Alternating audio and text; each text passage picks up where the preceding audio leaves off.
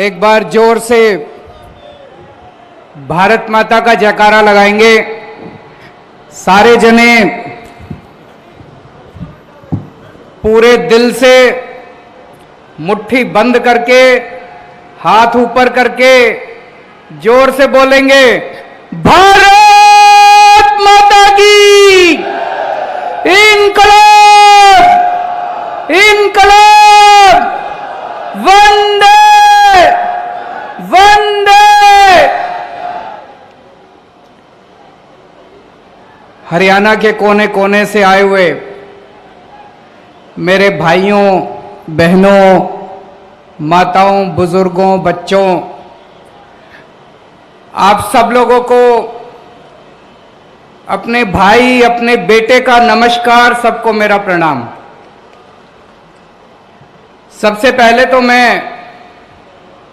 उन 300 से ज्यादा शहीदों को नमन करता हूं। अभी हमने उनको यहां पे श्रद्धांजलि दी, लेकिन पूरे देश की तरफ से उन 300 लोगों की शहादत को नमन करता हूं, जिन्होंने किसानों के लिए संघर्ष करते करते खुशी खुशी अपनी जान गंवा दी। अब हमारी जिम्मेदारी है, पूरे देश की जिम्मेदारी है, आपकी जिम्मेदारी है, मेरी जिम्मेदारी है। उनकी शहादत बेकार नहीं होनी चाहिए। अब अंत तक लड़ना है, लड़ोगे? अंत तक लड़ना है, उनकी शहादत बेकार नहीं होनी चाहिए। अभी पता चला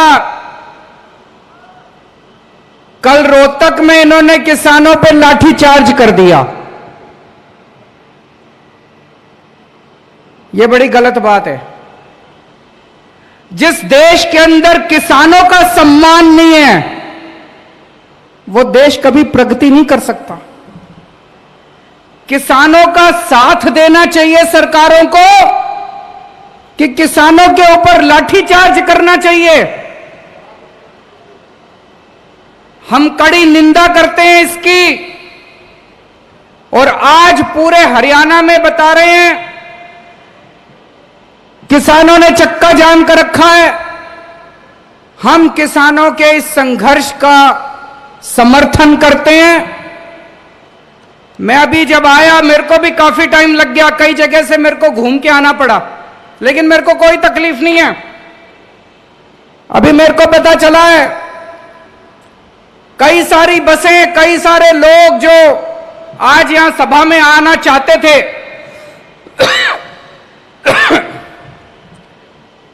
वो जगह जगह चक्का जाम में फंसे हुए हैं। मैं उनसे माफी मांगना चाहता हूं कि हमें अब ये सभा शुरू करनी पड़ी, नहीं तो कई लोग जो 11 बजे के आके बैठे हैं उनको भी वापस जाना था। मैं तो आज आप ही के लिए आया था, आप कहते तो पूरा दिन भी रुक जाता उनके लिए, लेकिन मेरे को पता चला कि कुछ लोग अब जाने लग गए, तो मुझे लगा कि आपसे बातचीत करते हैं। उन लोगों से मैं माफी चाहता हूं जो लोग जाम में फंसे हुए हैं और अभी पहुंचने में असमर्थ हैं। दोस्तों, जब केंद्र सरकार ने तीनों काले कानून पास करे, पूरे देश के किसान दुखी हो गए, पूरे देश के। लेकिन सारे किसान ये सोच रहे थे कि कौन आगे बढ़ के संघर्ष करे, कौन आगे बढ़ के इसका बीड़ा उठाए। तब पंजाब और हरियाणा के किसानों ने आगे बढ़ के पूरे देश के किसानों का नेतृत्व किया। अभी थोड़े दिन पहले मैं पंजाब होके आया, पंजाब में भी किसान महापंचायत करी, पंजाब के किसानों का धन्यवाद करके आया। आज मैं हरियाणा में आया हूं, हरियाणा के किसानों का धन्यवाद करने के लिए कि पंजाब और हरियाणा के किसानों ने नेतृत्व करके इस पूरे किसानों के संघर्ष का नेतृत्व किया और देश के सारे किसानों की आवाज बुलंद की आप लोगों ने इन तीनों काले कानूनों के खिलाफ। सारा देश आपके साथ है। ये मीडिया वाले दिखाएं ना दिखाएं, चिंता मत करना, कोई कुछ भी कहे चिंता मत करना, मैं तो आम आदमी से जुड़ा हुआ हूं। सारा देश आपके साथ है, सारे देश के किसान आपके साथ हैं। हो सकता है गुजरात का किसान दिल्ली के बॉर्डर पे ना पहुंच पाए, हो सकता है तमिलनाडु का किसान दिल्ली के बॉर्डर पे ना पहुंच पाए, हो सकता है असम का किसान दिल्ली के बॉर्डर पे ना पहुंच पाए, पर यह मत सोचना कि वो किसान आपके साथ नहीं है। रोज सवेरे इस देश का हर किसान दिल्ली के बॉर्डर के ऊपर बैठे हुए किसान के लिए प्रार्थना करता है, दुआ करता है कि हमारे संघर्ष में हमारा ये संघर्ष सफल होना चाहिए। सारे देश का किसान अपने साथ है, सारे देश का किसान आपके साथ है दोस्तों। और जब से यह संघर्ष शुरू हुआ है, पहले दिन से मजबूती के साथ हर कदम से कदम मिला के आम आदमी पार्टी, अरविंद केजरीवाल और मेरी दिल्ली सरकार किसानों का साथ दे रही है। कदम से कदम मिला के हम लोगों ने साथ दिया है। मेरे को याद है जब किसानों ने, पंजाब और हरियाणा के किसानों ने दिल्ली की तरफ कूच करा था, दिल्ली बॉर्डर की तरफ आ रहे थे, तो हरियाणा सरकार ने जगह जगह आंसू गैस के गोले छोड़े, जगह जगह बैरियर लगा दिए, उनके ऊपर लाठीचार्ज करा। लेकिन हमारे किसानों की हिम्मत देखो, सरकारों के बुलडोजर पार करते हुए, आंसू गैस के गोले पार करते हुए, इनके लाठीचार्ज पार करते हुए हमारे किसान दिल्ली बॉर्डर के ऊपर पहुंच गए। तब केंद्र में बैठी बीजेपी सरकार ने एक षड्यंत्र रचा। केंद्र सरकार ने षड्यंत्र बनाया, चलो इन किसानों को आने दो दिल्ली। जब ये दिल्ली पहुंचेंगे तो केंद्र सरकार ने दिल्ली के 9 बड़े बड़े स्टेडियम उन्होंने सोचा इनको जेल बना देते हैं। और जैसे ही ये किसान दिल्ली में पहुंचेंगे, इन सारे किसानों को उठा के स्टेडियम में बंद कर देंगे, फिर बैठे रहना वहीं स्टेडियम में बैठ के करते रहना अपना संघर्ष। ये केंद्र सरकार ने षड्यंत्र रचा। पर भाई साहब अपनी किस्मत अच्छी थी, कानून में लिखा था कि स्टेडियम को जेल बनाने की पावर दिल्ली के मुख्यमंत्री की है।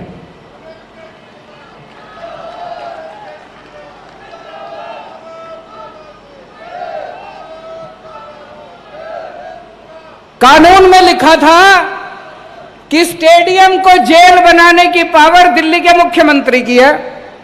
तो केंद्र सरकार ने फाइल भेजी मेरे पास, और भाई साहब फोन पे फोन आने लगे। इतना प्रेशर डाला इन्होंने, केंद्र वालों ने इतना प्रेशर डाला कि ये जेल बना दो, जेल बनाना बहुत जरूरी है, लॉ एंड ऑर्डर प्रॉब्लम हो जाएगी। धमकी भी दी उन्होंने मेरे को, तुम्हारी पावर खत्म कर देंगे, ये कर देंगे, वो कर देंगे।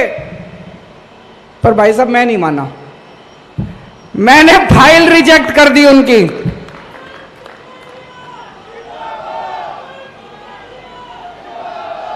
मैंने फाइल पे लिख दिया कि किसानों का आंदोलन सही है, किसानों की मांगे जायज हैं, किसानों की मांगे तुरंत मानी जाएं, और दिल्ली पुलिस का यह प्रस्ताव कि दिल्ली के स्टेडियम जेल बनाए जाएं, यह प्रस्ताव खारिज किया जाता है। और मैंने फाइल उनकी वापस भेज दी। भाई साहब इतना नाराज हुए, ये इतना नाराज हुए मेरे से, इतना गुस्सा हुए, आग बबूला हो गए केंद्र सरकार बीजेपी वाले। फिर मैंने अपने सारे विधायकों को बोला, अपने सारे सांसदों को, कि बॉर्डर पे जाओ, किसान बैठे हैं, उनकी जाके सेवा करो, आम आदमी की तरह जाना, टोपी पहन के मत जाना, झंडा लेके मत जाना, केजरीवाल का नाम मत लेना, आम आदमी पार्टी का नाम मत लेना, अपने को राजनीति नहीं करनी, बॉर्डर पे जाओ, किसानों की सेवा करो। हमने लंगर लगवाए, दिल्ली सरकार की तरफ से पानी का इंतजाम करा, टॉयलेट का इंतजाम करा। एक दिन कुछ किसान भाई आए मेरे पास, बोले जी वहां पे सिग्नल कमजोर है, घर पे बात नहीं हो पाती, गांव में बात नहीं हो पाती। हमने सरकार की तरफ से वहां पे वाईफाई का भी, फ्री वाईफाई का इंतजाम कर दिया वहां पे बॉर्डर के ऊपर।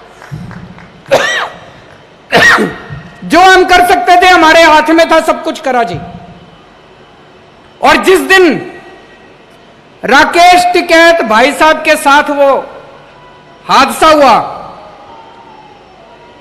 जिस दिन राकेश टिकैत 28 तारीख थी मेरे ख्याल से, 28 या 29 जनवरी की शाम थी, मैंने टीवी खोला, मैंने देखा राकेश टिकैत भाई साहब, उनकी आंखों में आंसू है, वो टीवी पे रो रहे थे।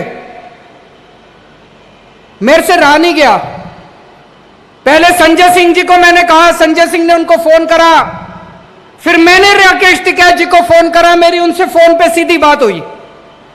मैंने राकेश टिकैत जी को कहा, मैंने कहा भाई साहब आप दिल कमजोर करोगे तो फिर कुछ नहीं बचेगा, आप अपना दिल ठाडा करो, आप अपना दिल कमजोर मत करो, हम सारे आपके साथ हैं, सारा देश आपके साथ है, बताओ आपको क्या चाहिए। बोले जी ये योगी सरकार ने हमारी बिजली बंद कर दी, योगी सरकार ने हमारा पानी बंद कर दिया, योगी सरकार ने हमारे टॉयलेट बंद कर दिए। मैंने कहा चिंता मत करो, 1 घंटा दो, 1 घंटे के अंदर आपके लिए मैं भिजवाता हूं दिल्ली से।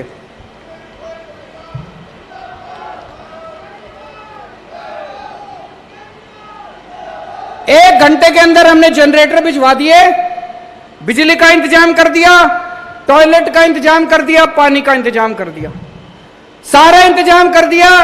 और मुझे बड़ी खुशी है कि आज भी किसान आंदोलन 4 महीने के बाद जिंदा है। अभी भी वो कुछ नहीं कर पाए, इसी वजह से वो इतने परेशान हो रहे हैं मेरे से, इसी वजह से इतने नाराज हो रहे हैं। और अब वो संसद के अंदर एक बिल लेके आए हैं केजरीवाल को सजा देने के लिए। बहुत बड़ा खामियाजा भुगता है हमने, किसान आंदोलन का समर्थन करने के लिए वो अब हमें सजा दे रहे हैं। वो एक कानून लेके आए, कानून पास कर दिया संसद ने कि दिल्ली के अंदर चुनी हुई सरकार, चुने हुए मुख्यमंत्री की कोई पावर नहीं होगी, सारी पावर लेफ्टिनेंट गवर्नर की। भाई साहब इसलिए आजादी की लड़ाई लड़ी थी क्या? आजादी की लड़ाई लड़ी थी कि देश आजाद होएगा, जनता की ताकत होएगी, जनता वोट डालेगी, वोट डाल के अपनी सरकार चुनेगी, सरकार जनता के लिए काम करेगी। अरे ये कैसा कानून कि जिस सरकार को जनता ने 70 में से 62 सीट दी, 70 में से एक बारी 67 सीट दी, उस सरकार की कोई पावर नहीं और तुम्हारे लेफ्टिनेंट गवर्नर की सारी पावर। संसद के अंदर जब ये बिल पे चर्चा हो रही थी, सुशील गुप्ता जी वहीं बैठे थे संसद में, बीजेपी के एक एक सांसद ने खड़े होकर बोला केजरीवाल ने किसानों का समर्थन किया था, इसलिए केजरीवाल को सजा दे रहे हैं हम लोग। सुन लेना आप YouTube के ऊपर, सोशल मीडिया पे सुन लेना इनके बीजेपी वालों के भाषण। बीजेपी वाले संसद में खुलेआम बोल रहे थे, चैलेंज कर रहे थे कि दिल्ली के मुख्यमंत्री ने किसानों का समर्थन क्यों करा, दिल्ली के मुख्यमंत्री ने किसान आंदोलन का समर्थन करा, इसलिए केजरीवाल को यह सजा दी जा रही है। मैं उनको कहना चाहता हूं, हमारे 300 किसान भाइयों ने शहादत दे दी, अपनी जान दे दी। इस किसान आंदोलन के लिए अगर केजरीवाल की जान भी चली जाए,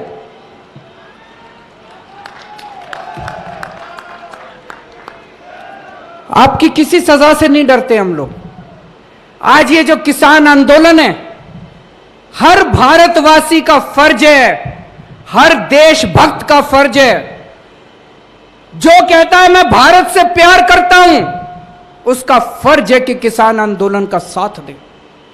जो आदमी किसान आंदोलन के साथ है वो देशभक्त है, और जो आदमी किसान आंदोलन के खिलाफ है वो गद्दार है, वो देश का गद्दार है।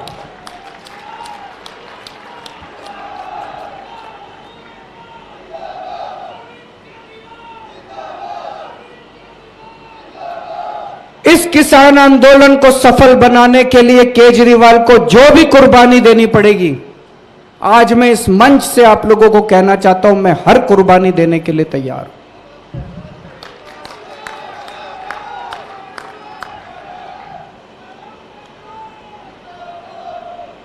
अभी परसों में सुशील गुप्ता जी से मेरी फोन पे बात हो रही थी।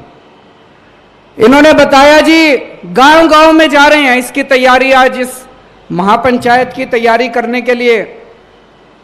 बोले जी गांव गांव के अंदर किसी पार्टी के नेता को नहीं घुसने दे रहे, और जब आम आदमी पार्टी वाले जाते हैं तो लोग बुला बुला के अपने घर में उनको दूध पिलाते हैं।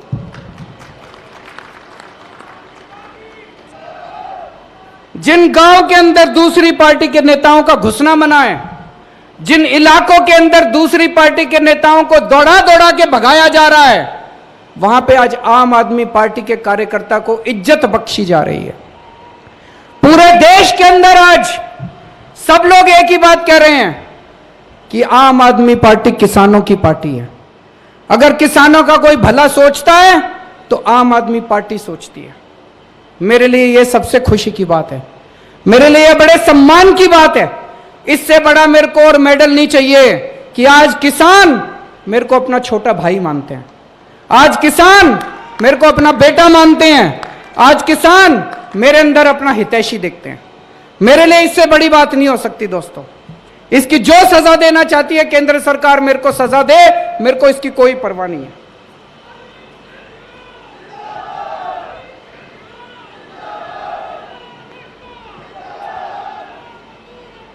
हम लोग राजनीति में आए थे जनता की सेवा करने के लिए, हम लोग राजनीति में आए हैं देश की सेवा करने के लिए। 6 साल हो गए दिल्ली में सरकार चलाते हुए। 6 साल में आप लोग भी जानते हो कि खूब काम किए हैं दिल्ली के अंदर। स्कूल बनवाए हैं, अस्पताल बनवाए हैं, दिल्ली में बिजली मुफ्त हो रही है, पानी मुफ्त हो रहा है, महिलाओं की बसों का में किराया नहीं लगता। औरत अगर महिला बस में सफर करे उसका किराया नहीं लगता। खूब सड़कें बन रही हैं, खूब विकास हो रहा है दिल्ली के अंदर। आप तो जाते रहते हो दिल्ली, आपको पता होगा।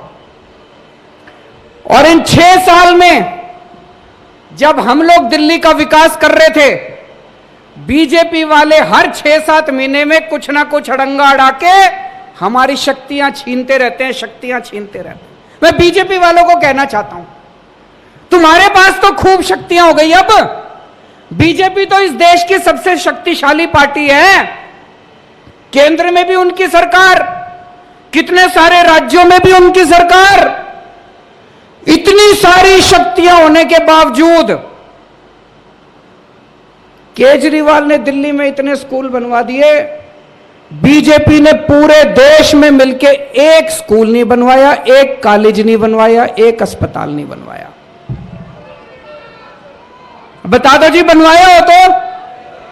आप इतने जने आ रहे हो पूरे हरियाणा के कोने कोने से, आपके जिले में, आपके गांव में, आपके मोहल्ले में कोई स्कूल बनवाया हो? इन्होंने बंद जरूर करा दिए, कई स्कूल बंद करा दिए इन्होंने। गलत तो नहीं कह रहा भाई साहब? एक स्कूल नहीं बना। इतनी शक्तियां इनके पास, अपार शक्तियां, अपार साधन इनके पास, इतनी शक्तियां, इतनी सारी शक्तियां इन्होंने मेरी भी छीन ली। फिर भी इनसे एक स्कूल नहीं बना, एक अस्पताल नहीं बना, एक कॉलेज नहीं बना। मैं इनको कहना चाहता हूं बीजेपी वालों को, स्कूल और अस्पताल बनाने के लिए, जनता की सेवा करने के लिए शक्तियों की जरूरत नहीं होती, नीयत की जरूरत होती है।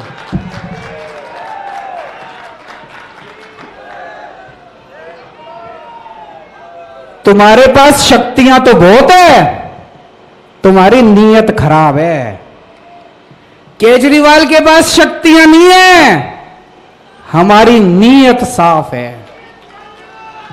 तुम हमारी जितनी मर्जी शक्तियां छीन लो, ये दिल्ली के अंदर स्कूल बने थे और बनते रहेंगे, दिल्ली के अंदर अस्पताल बने थे और बनते रहेंगे।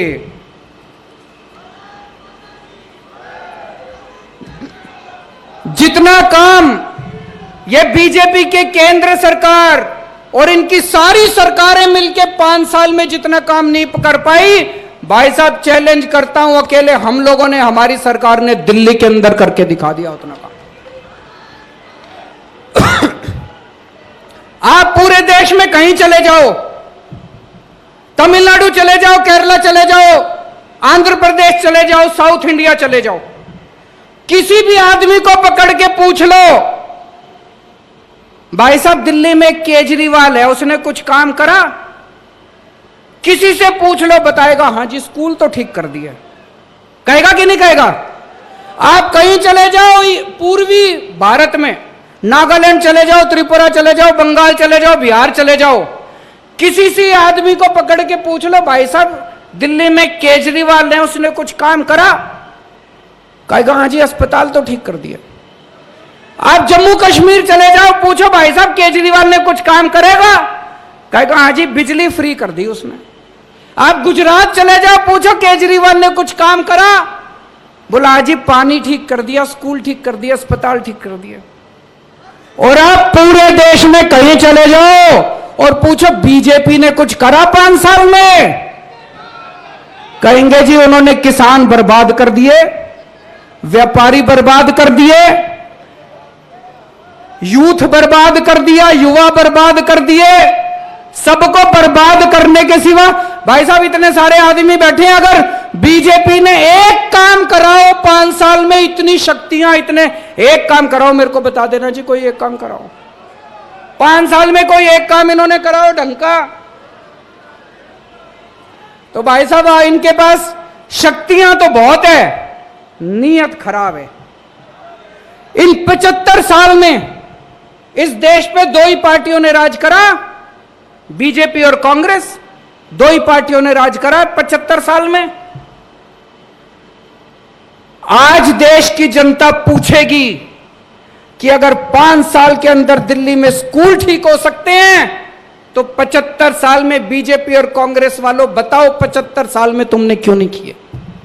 आज देश की जनता पूछेगी कि अगर 5 साल के अंदर दिल्ली में बिजली 24 घंटे हो सकती है, फ्री मिल सकती है बिजली। भाई साहब दिल्ली में हर आदमी की बिजली फ्री कर दी, 24 घंटे कर दी। दिल्ली में अगर बिजली फ्री हो सकती है, 24 घंटे हो सकती है, तो बीजेपी वालों, कांग्रेस वालों बताओ तुमने 75 साल में क्यों नहीं करी? दिल्ली की जनता पूछेगी, इनसे सवाल पूछेगी, इनको जवाब देने पड़ेंगे। और ये सारे जने मिलके, ये सारे पार्टी वाले मिलके मेरे पीछे क्यों पड़े हैं? ये सारे जने मिलके मेरे पीछे इसलिए पड़े हैं, ये कहते हैं केजरीवाल भी हमारे जैसा हो जाए। इन्होंने 75 साल में सारे नेताओं ने, सारी पार्टी वालों ने मिलके केवल अपने घर भरे हैं, अपने घर भरने के सिवा कुछ नहीं करा। अगर मैं भी आज सत्ता में आने के बाद बदल जाता, आज भी आपके सामने वही केजरीवाल खड़ा है जो 10 साल पहले केजरीवाल था। इतना सा भी नहीं बदला मैं, उतनी ईमानदारी के साथ काम कर रहे हैं जो पहले काम करते थे। ये सारी पार्टियां चाहती है केजरीवाल भी हमारे जैसा हो जाए।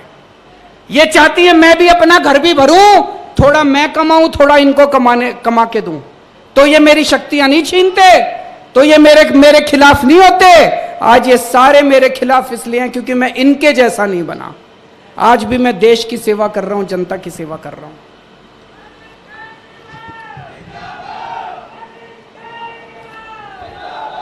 भाई साहब छोटे बच्चे होते थे हम, मास्टर पढ़ाया करता था कि दुनिया में 3 किस्म के देश होते हैं,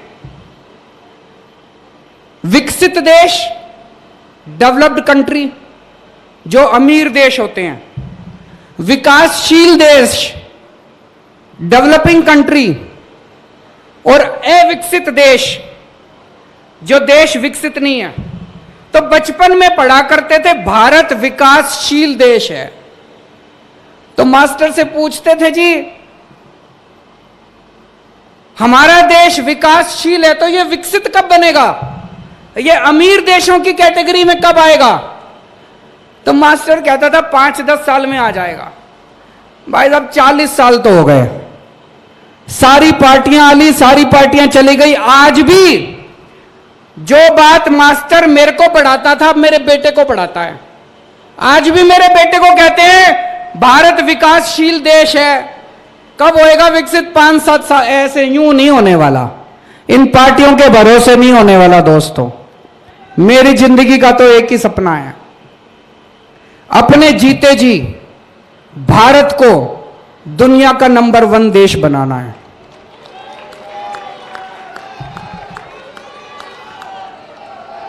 दिल्ली बदल के दिखा दी 5 साल में। 5 साल पहले दिल्ली का बुरा हाल था, आज दिल्ली की जनता इतनी खुश है और इतना प्यार करती है। पिछली बार 67 सीट दी थी, इस बार 62 सीट दी है। दिल्ली बदल के दिखाई है। अब मैंने तो भगवान से मेरी सेटिंग है जी, भगवान से मैंने सेटिंग कर रखी है कि इस पृथ्वी से मेरे को तब तक मौत नहीं आएगी जब मैं अपने भारत को दुनिया का नंबर 1 देश जब तक मैं ना देख लूं।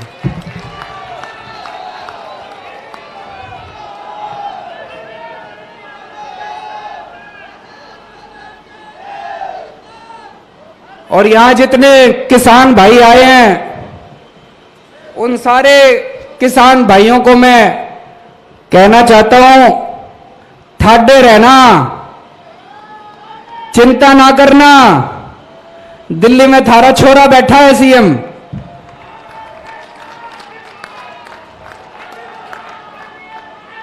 अंत तक, चाहे कोई कीमत चुकानी पड़े, अंत तक किसान आंदोलन का साथ देंगे। और दोस्तों, मेरा दिल कहता है समय लग जाए, लेकिन किसानों की मांगों के सामने, किसान आंदोलन के सामने बीजेपी को झुकना पड़ेगा, केंद्र सरकार को झुकना पड़ेगा। इनका गरूर खत्म होगा। भारत माता की